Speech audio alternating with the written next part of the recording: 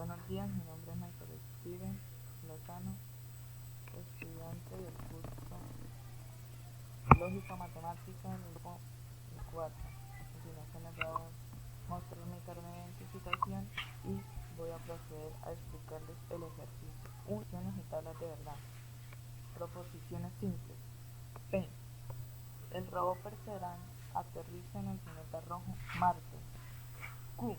El robot obtiene muestras de roca. R. Su misión es la búsqueda de signos de vida microbiana. Ahora el lenguaje simbólico.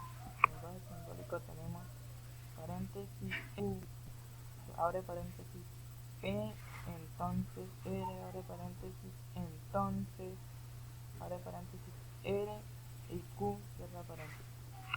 Lenguaje natural. En el lenguaje natural dice: si el robot Perseverance aterriza en el planeta Marte, en el planeta rojo, Marte, y el robot obtiene muestras de roca, y el robot Perseverance aterriza en el planeta rojo Marte, entonces su misión es de vida microbiana. Por lo tanto, su misión es la búsqueda de signos de vida microbiana y el robot obtiene muestras de roca.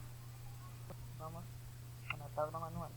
Dice que N va a ser número de proporciones, PQR, número de filas 2. Entonces vamos a multiplicar 3 veces el 2. 2 por 2, 4 y 4 por 2, 8. 8 filas, 4 verdaderas y 4 falsas. Acá tenemos a P. Decíamos anteriormente que 4 verdaderas y 4 falsas. 4 falsas. Para Q tendríamos 2 verdaderas, 2 falsas, 2 falsas. Para R verdadera, una verdadera, una falsa, una verdadera, una falsa, una verdadera, una falsa, una verdadera, una falsa. Para P y Q, tenemos a P y Q, entonces dice la regla que si es verdadera, enteras, por lo tanto va a dar verdadera. Y para esta otra que dice que P, entonces tenemos aquí, según la regla, dice que si es verdad y si es falsa, por lo tanto va a dar falso.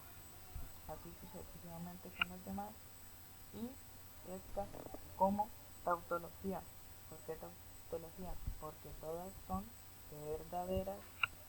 Verificamos en el simulador INLAB y podemos comprobar que la tabla está correcta. Muchas gracias.